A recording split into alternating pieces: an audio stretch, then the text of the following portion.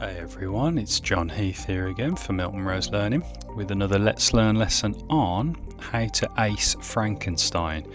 So this is a good old writing sesh for anyone who's doing exams or class essays on Frankenstein. So we're going to look by breaking apart essay questions on Frankenstein. That's very important if you want to get the high marks. Then we're going to look briefly at how your teacher will mark your Frankenstein assessments. So that's obviously very important to know. And then we'll round off by looking at a nice model answer and how the assessment objectives are kind of hit with in the writing. Right then, so without further ado, let's dive in. So first off then, we've got what we call unpacking exam questions. A lot of students, what they do is they get impatient, they dive in, they don't take any time, and then they wonder like, oh, how come I didn't do very well? And it's because the questions that they set you for Frankenstein are quite conceptual, they're quite deep. So don't dive in, you need to take your time and break them down, okay, conceptually, just for a few minutes, and that helps you get a much tighter grip on the question. So let's do it then. So we've set up a little question for us here today. So let's have a read. In Frankenstein, Shelley presents the pursuit of knowledge as a dangerous and destructive force. To what extent do you agree with this view? Okay, so it's an extent question. Now let's break this down by looking at the keywords and concepts in the question. Now, first off then, it says knowledge. So this is very much a theme-based question, isn't it? So we're focusing on the theme of knowledge. So Shelley's interested in exploring the growth of scientific understanding, which was growing in this period, and how this could lead to warped creations, such as the creature, if this was not matched by moral development. Science is great if in technology as it advances, but our morality must advance with it. Otherwise, it can lead to horrible situations, such as Victor Frankenstein creating these kind of monsters. So knowledge is the thematic core of this question. Then it says knowledge is a dangerous and destructive force. Okay, so let's think about that. Consider, for me here then, I would be considering the effects of the pursuit of scientific knowledge. Like I say, science and technology are beautiful things, but if you just pursue knowledge endlessly, where does that all end? And surely ethics have to come in, and there has to be ethical considerations on where we push scientific knowledge. So in creating the creature, Dr. Frankenstein tries to assume the place of God, which was a real problem for the Christian audience at the time, with disastrous consequences. Okay, it all goes kind of belly up, as we say, and effectively leads to only tragic consequences. So that phrase forces us to think about the ethical considerations of science, which is a very deep thing when you think about it. Okay, and then just like me, Mr. Libra, there's the scales there, because this is an extent question. So to what extent do you agree with that view? So this phrase calls for you to evaluate and weigh up both sides of an argument. So it's giving you a little hint about how to structure this essay, obviously.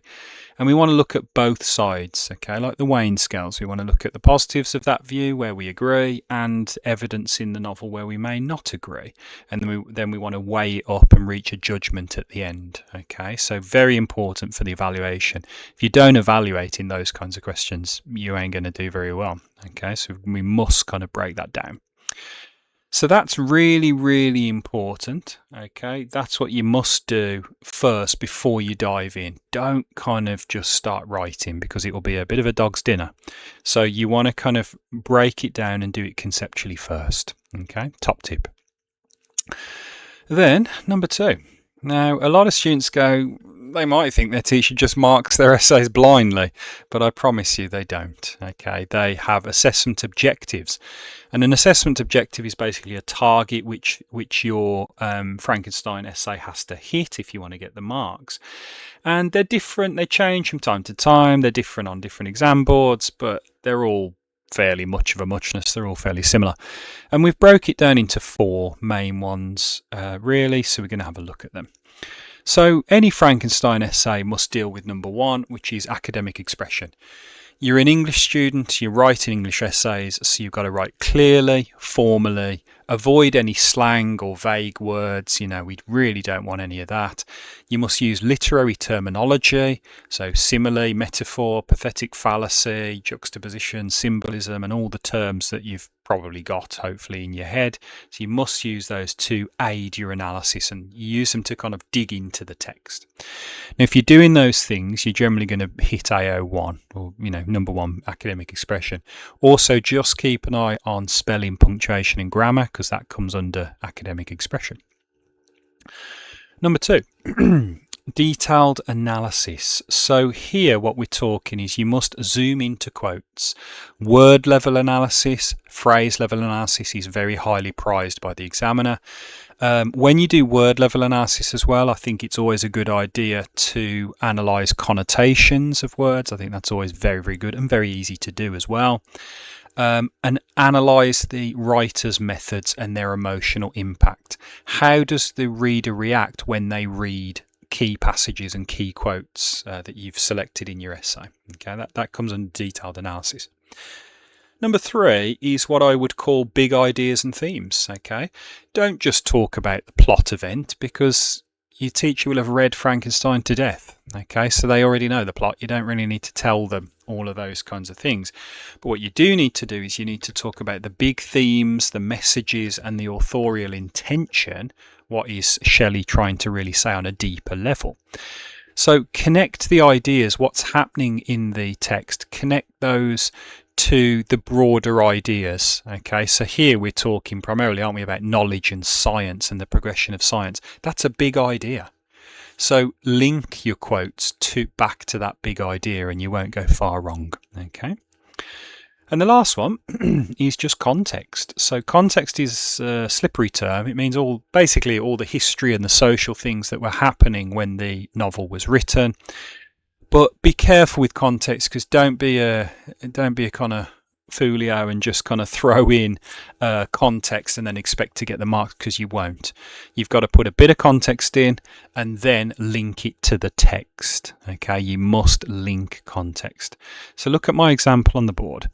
During the Romantic era, there was a profound backlash against industrialization and the rise of scientific knowledge, which many felt would lead to the decline of religious certainty. So I had a little bit of context about industrialization and the Romantic era, and then linked it in some way to the novel about the rise of scientific knowledge, which is what the novel is about. So I made an attempt to link it then to the book. Very, very important that you do that. Okay, so that's broadly the assessment objectives and how they play out when your work is being marked for Frankenstein. So that's great, but we need to know how to hit them in our own writing. So let's just get a quick feel for, we've got a nice model paragraph that we wrote for you. And if you can stand my dulcet tones, I will read it out for you, and then we'll look at each assessment objective and how the paragraph exhibits each assessment objective. Shelley presents Victor's pursuit of knowledge as catastrophic, not only for himself but for those around him. Victor is consumed by his desire to pioneer a new way and bestow animation upon lifeless matter. Create new life, basically. Employing scientific diction that reflects Enlightenment rationalism and the era's fascination with galvanism and natural philosophy. Oof, nice bit of context there. His obsessive lexical field, fervent longing, insatiable thirst, labour and fatigue, marks a descent into monomania. As critic Anne Meller notes, Victor usurps the female role of creation, transgressing natural and moral boundaries. The consequences are devastating. Shelley charts his physical and mental deterioration through Gothic motifs of illness, isolation and madness, thus aligning his knowledge with self-destruction. Oof, that's a spicy paragraph. Okay, that is very, very good. But let's understand why it's good. Let's look at, if we were marking this as teachers, these are some of the notes I'd probably put on the students' work. So, academic expression. it's clear and formal style. It's very academic. Wow, it's fantastic. Some of the phrases like Shelley presents Victor's pursuit of knowledge as catastrophic, very, very advanced lexical choices. It does use subject-specific terms like lexical field, scientific diction, Gothic motifs. It's clearly a good lit essay, isn't it? And I will say as well, the spelling, punctuation, and grammar look pretty good as well. So academic expression, very, very strong. Number 2, analysis of language and structure. There's a close reading of Victor's own words like pioneer a new way, insatiable thirst. So it is kind of zooming in on phrase level analysis, which I really like. Identifies how Shelley's lexical choices convey obsession. Yeah, pretty good. It also links diction to the form and the genre. It links to like Gothic. It's a Gothic text, so I really like that. It's analysing it, but through the form, through what type of text it is, which is a Gothic text. So I really like that as well. Number 3, it does link to broad ideas and themes, so it engages with the theme of knowledge as dangerous when it's transgressive, and it highlights the romantic critique of Enlightenment rationalism. You can Google that one. Fantastic linking to the big ideas.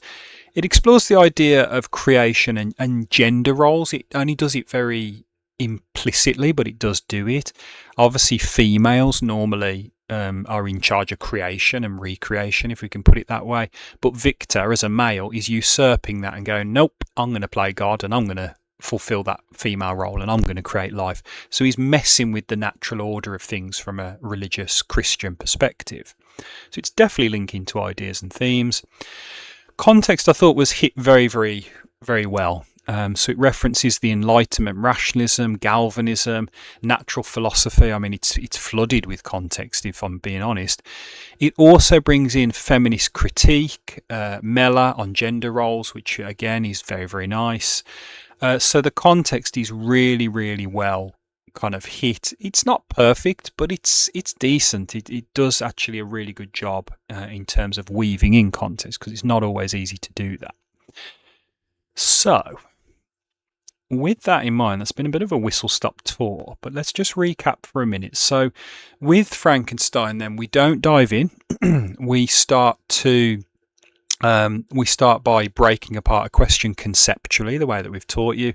You think through your assessment objectives before you start writing. Ask your teacher if you'd like them to print off the mark scheme, and I'm sure they will. That helps guide you with what your essay needs to do. And then try and hit those assessment objectives in your writing, in each paragraph. If you're doing that, you won't go far wrong, I promise. Okay. So hopefully you found this video useful. Don't forget to hit the like, subscribe, tap the bell icon as always, share it with your friends as well to never miss another Let's Learn video again. And if you have any thoughts, feelings, or anything you want to kind of discuss about Frankenstein, please do pop it in the comments and we'll always do our best to reply. So it just remains to say, hopefully you've enjoyed yourself there. So thanks for listening, take care, and we'll see you soon.